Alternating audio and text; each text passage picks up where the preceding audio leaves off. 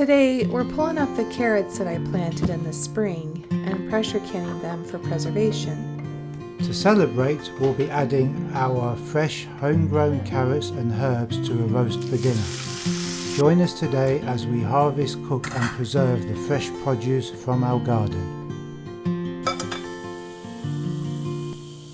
Hey there, and welcome to Two English Acres, where we like to share simple joys and challenges that we face with farm life. I'm happy to take you along on our journey as we grow and learn on our small but thriving farm.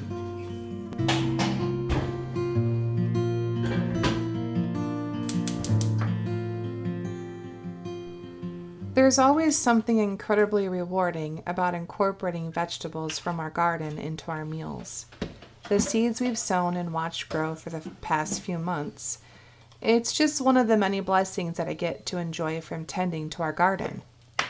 For the past 5 growing seasons now, we've been learning how to garden. We started small and we've made a lot of mistakes, but each year we can see how we've improved on those mistakes.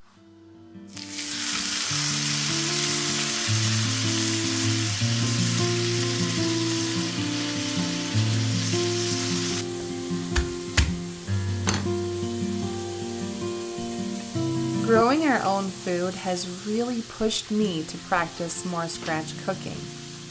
If we're growing our own fresh vegetables, herbs, and fruits, naturally I want to cook and eat recipes and meals from scratch. But learning how to cook from scratch, it hasn't happened overnight. It's been years of trial and error and a lot of smoky kitchens. A funny story. The first time Mike came to my house when we were dating, I made him a roast, knowing that he was a chef, and it intimidated me to no end. Let's just say he was a good sport about it, and he let me know that he would be happy with a plain old grilled cheese next time.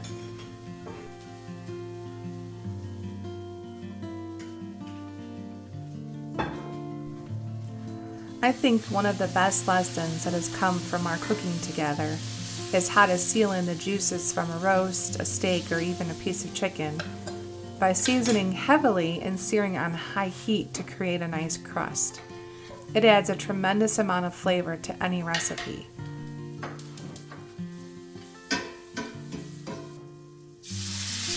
If I had a bottle of red wine on hand, I would deglaze the pan with wine. Deglazing not only loosens the food at the bottom of the pan, but it also adds an immense amount of flavor. I'm out of my beef broth too, and that's another good choice for deglazing.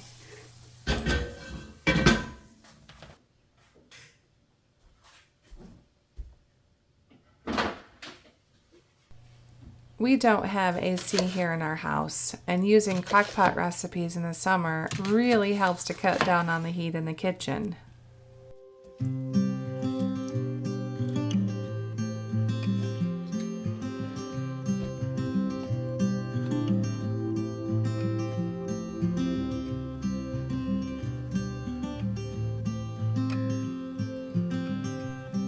Back when we started our garden, we only used 3 boxes, and each year we add more boxes and expand the fence.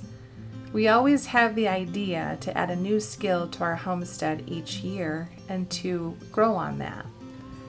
To some, homesteading, farming, gardening, it sounds like too much work. But for me personally, it has created so much peace in my life. I don't feel any stress or anxiety when I'm working in my garden or with our animals because to me it's just not work. I do want to add to that. Of course, when you have animals, sick animals, there is a level of stress that goes with that because you want to make them better. But as far as the work itself goes, it doesn't feel overwhelming or burdening to us.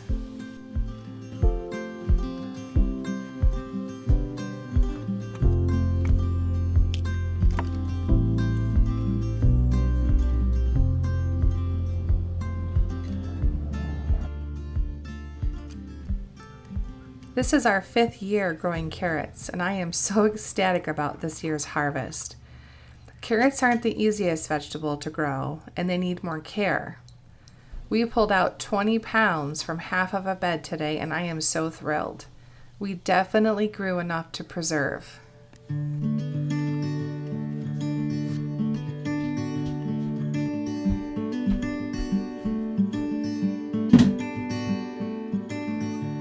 know a place where we can go and be alone.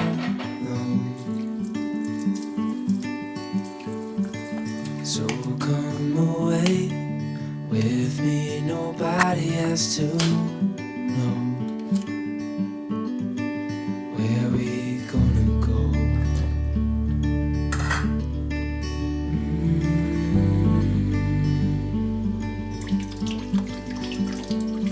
I was just calling to see if you're free to run away with me. Water bath canning is a fairly simple method of preserving, and people usually start with water bathing. But pressure canning can be a bit more daunting. This isn't a step-by-step video, but 2 years ago I did one for green beans. I'll put the link below if you're interested. Today we have to pressure can carrots because they're a low acid food and require a certain temperature to kill off bacteria. Pressure canning is not hard at all though. There are steps that should be followed for safety. Example, making sure the steam vent is clear before each time you use your canner. Also, is the vent cover lock working, and have you oiled your rubber gasket and made sure it's snug?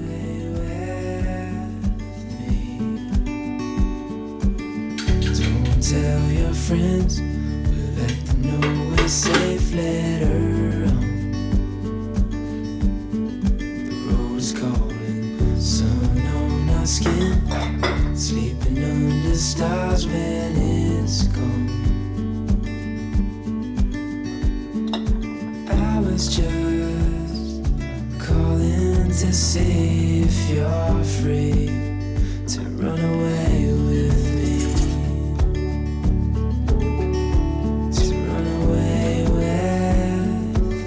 I always raw pack, it's easier. I also cut my carrots into larger chunks so that they don't turn into mush in the canner. I mean, in the canner they're going to pretty much cook for 30 minutes while they seal, so they'll get pretty soft. If I walk behind you and be in the shot?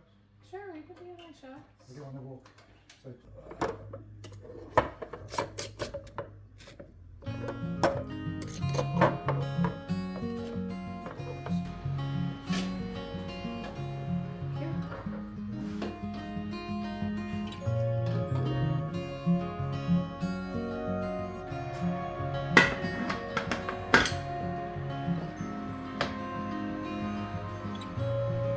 Mashed potatoes go really well with this roast and gravy, but in the summer, I love to roast them in the air fryer. It's easy and it keeps the heat down in the kitchen. I just cube them up, toss them in a bit of oil, and set them in the air fryer at 415 Fahrenheit for 15 minutes. Flip them over and do maybe another 10 or 12 minutes. I made an herb salt to preserve our herbs and it is delicious. So I'll use this to season our potatoes tonight.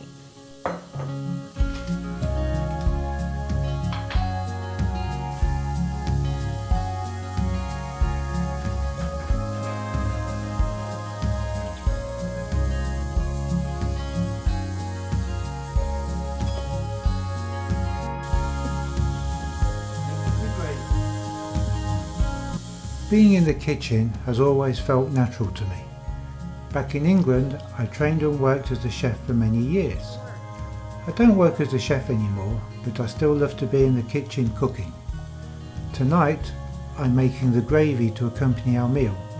We don't really need the gravy for roasted potatoes, but this roast stock is so flavourful that we'll use a bit and freeze the rest.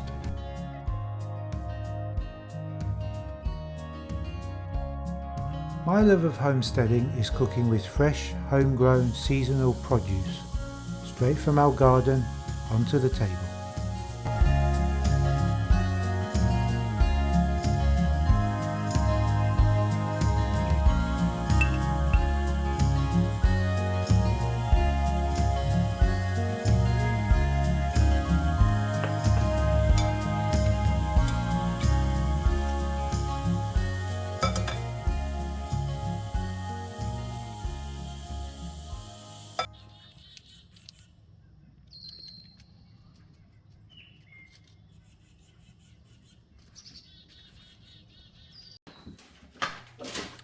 I made a mistake tonight in my canning.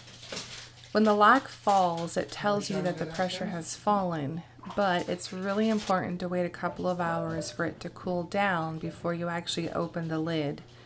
Otherwise, you get what's called siphoning and you'll lose a lot of the liquid in your jars.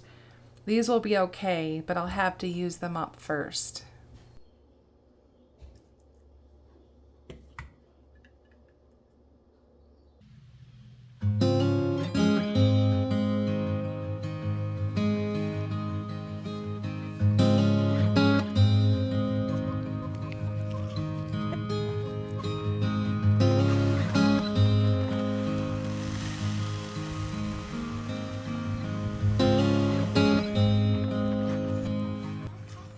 This year we decided to raise 8 chicks, and today is eviction day. They've been in our basement for 7 weeks and have fully outgrown their brooder. They're fully feathered and ready for a new coop.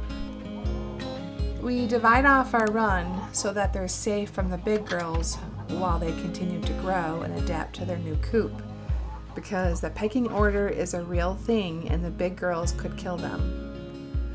I do have a few videos on chicken tendering if you're interested, and I'll leave them linked below.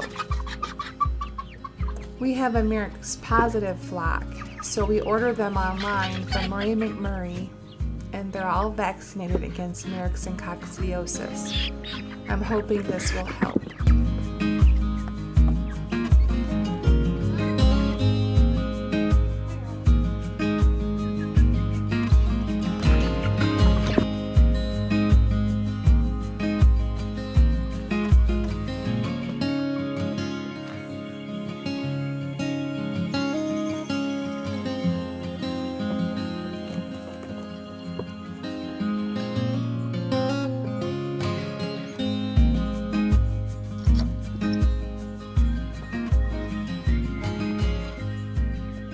It's fun to pick out new breeds, and we've had our fair share of the fun egg colors. But our most favorite of all the chickens are the Buff Orpingtons and the Barred Rocks. I picked out 3 Buff Orpingtons this year, but one of them is a rooster. Unfortunately, we cannot keep more than 1 rooster with our flock, but because he is vaccinated, I will try to find him a good home.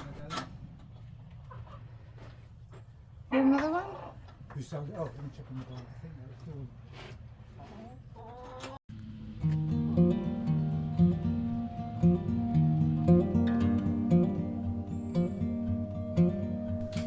Homesteading in the US is more attainable than in England. I feel fortunate to have our 2 acres and blessed with what we're able to do here. My barn is bigger than my entire garden was back in England, and the space allows us to grow, raise and preserve so much more.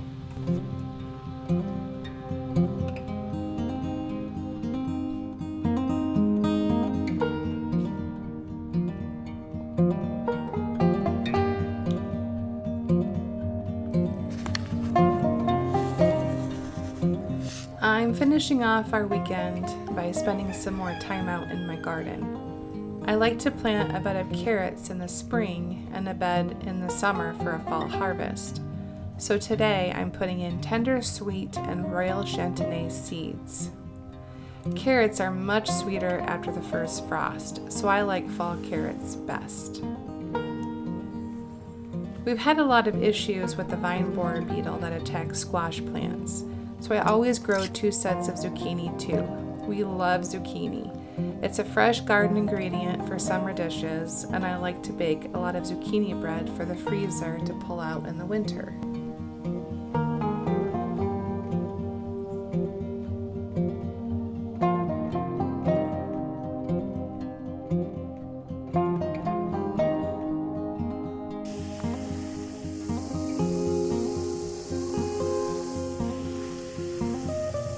I decided to go ahead and put in a few more pickling cucumbers too, because my garlic shaded them out and it stunted their growth earlier in the summer.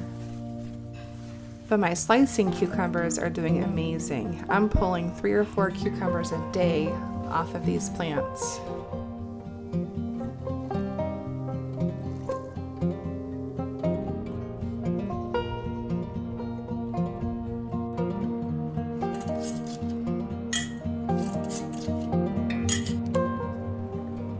I hope you enjoyed spending time with me in my kitchen and garden today, and you feel inspired to grow your own fresh foods if you haven't started already.